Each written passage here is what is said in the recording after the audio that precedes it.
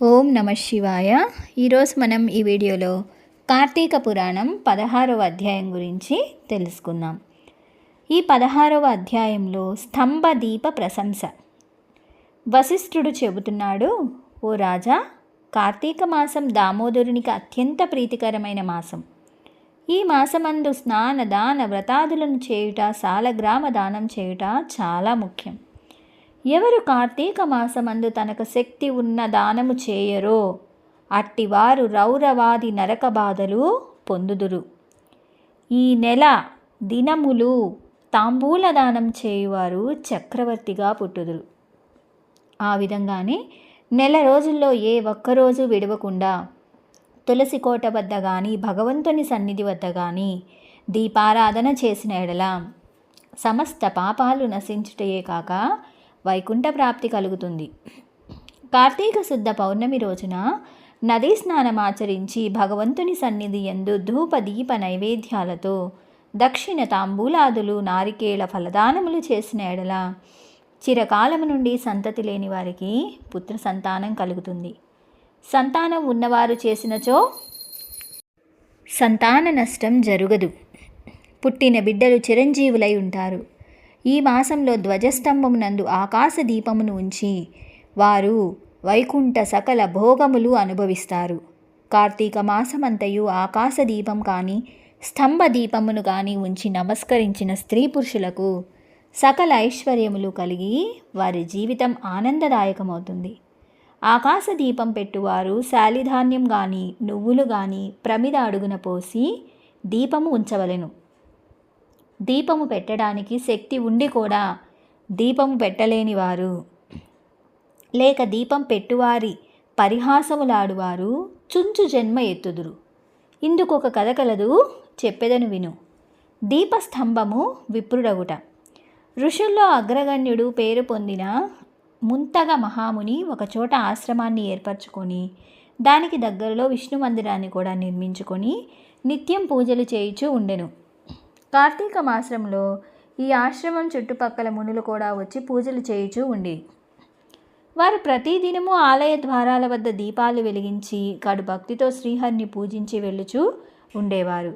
ఒకనాడు ఆ మునుల్లో ఒక వృద్ధుడు తక్కిన మునులను చూచి, ఓ సిద్ధులారా, కార్తీక మాసంలో హరిహరాదుల ప్రీతి కొరకు స్తంభదీపము ఉంచినచో వైకుంఠ ప్రాప్తి కలుగుతుందని మనకందరికీ తెలిసిన విషయమే కదా.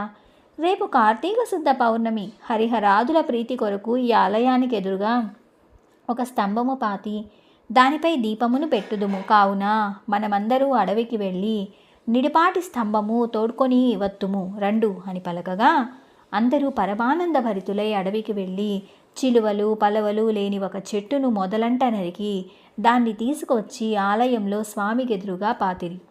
దానిపై శాలి ధాన్యం ఉంచి ఆవు నేతితో నింపిన పాత్రను దానిపై పెట్టి అందు వత్తి వేసి దీపము వెలిగించిరి. పిమ్మట వారందరూ కూర్చుండి పురాణ పఠనం చేయుచుండగా పెళ్ళపెళ్ళమని శబ్దము వినిపించి అటు చూడగా వారు పాతిన స్తంభం ముక్కలైపడి దీపము ఆరిపోయి చెల్లా చెదురై పడి ఉండెను. ఆ దృశ్యము చూసి వారందరూ ఆశ్చర్యంతో నిలబడి ఉండిరి. అంతలో ఆ స్తంభము నుండి ఒక పురుషుడు బయటికి వచ్చెను. వారతనిని చూచి, ఓయి, నీవెవడువు? నీవి స్తంభం నుండి ఏల వచ్చితివి? నీ వృత్తాంతమేమి అని ప్రశ్నించింది. అంతా ఆ పురుషుడు వారందరికీ నమస్కరించి, పుణ్యాత్ములారా, నేను కిందటి జన్మలో బ్రాహ్మడునను జమీందారుడును. నా పేరుడు ధనలోభుడు. నాకు చాలా ఐశ్వర్యముండుట చేత మదాంధుడనై న్యాయ విచక్షణలు లేక ప్రవర్తించితిని. దుర్బుద్ధులు అవడము చేత వేదములు చదువుక శ్రీహరిని పూజించక దాన ధర్మాలు చేయక మెలగితిని. నేను నా పరివారంతో కూర్చుండి ఉన్న సమయమునే విప్రుడైనను వచ్చినన్ను ఆశ్రయించినను అతనిచే నా కాళ్ళు కడిగించి ఆ నీళ్లు నెత్తిమీద వేసుకొని చెప్పి నానా దుర్భాషలాడి పంపించేవాడను.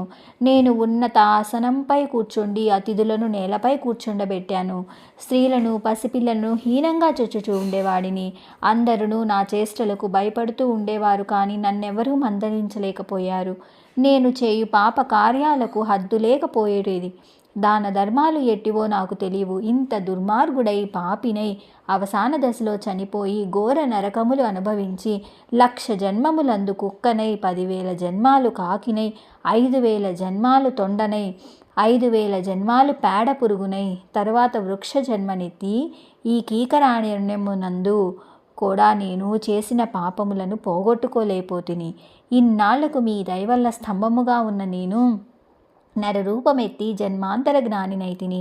నా కర్మలన్నయూ మీకు తెలియచేసి తిని నన్ను మన్నింపుడు అని వేడుకొనెను. ఆ మాటలు ఆలకించిన మునులందరూ ఆశ్చర్యం చెంది, ఆహా, కార్తీక మాస మహత్యం ఎంత గొప్పది! అదియునుగాక కార్తీక శుద్ధ పౌర్ణమి మహిమ వర్ణింపశక్యము కాదు. కర్రలు, రాళ్ళు, స్తంభాలు కూడా మన కళ్ళ ఎదుటే ముక్తి పొందుతున్నవి. వీటన్నిటికన్నా కార్తీక శుద్ధ పౌర్ణమి ఆకాశ దీపము నుంచిన మనుజునకు వైకుంఠ ప్రాప్తి తప్పక సిద్ధించును. అందువలనే ఈ స్తంభానికి ముక్తి కలిగినదని మునులు అనుకొనుచుండగా ఆ పురుషుడు ఆ మాటలు ఆలకించి, ముని పుంగవులారా, నాకు ముక్తి కలుగు మార్గం ఏదైనా గలదా? ఈ జగంబున ఎల్లారకు ఎటుల కర్మబంధము కలుగును అని నశించుటెట్లా? నా ఈ సంశయం బాపుడని ప్రార్థించెను. అక్కడ ఉన్న మునీశ్వరులందరూ తమలోనొకడు అంగీరసమునితో, స్వామి, మీరే అతని సంశయమును తీర్చగల సమర్థులు కానా, వివరించుడని కోరిరి. అంతా నాంగీరసుడు ఇట్లు చెప్పుచున్నాడు. ఇట్లు స్కాంద పురాణాంతర్గత వశిష్ఠ ప్రోక్త మహత్యమందలి షోడశాధ్యాయం 16వ రోజు పారాయణం సమాప్తం. 17వ రోజు పారాయణం మరునాడు తెలుసుకుందామా మరి? Thanks for watching.